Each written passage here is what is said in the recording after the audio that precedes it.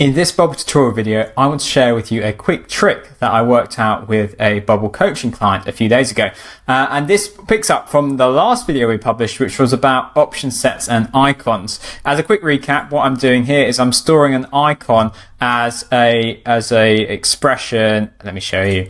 So here's my dashboard, and I'm storing an icon as a text expression. And I've taken this from the Font Awesome version 4 library, in fact, and that allows me to store icons in option sets. You know, you could of course store an image and use that as an icon, or maybe an SVG, I'm not sure, but anyway, this is enabling me to use the Font Awesome library, which is the built-in icon pack in Bubble, and I'm expressing it through a text label element, just like this, by using the BB code, square brackets, FA, close square brackets, and then the text label for the icon.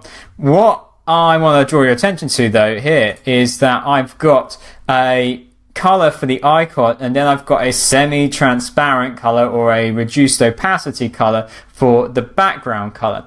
And you can do that using hex codes. And this is what I found out with the Bubble coaching client, is that a hex code has got 6 digits to it, but you can add 2 more digits to the end, and that sets a transparency.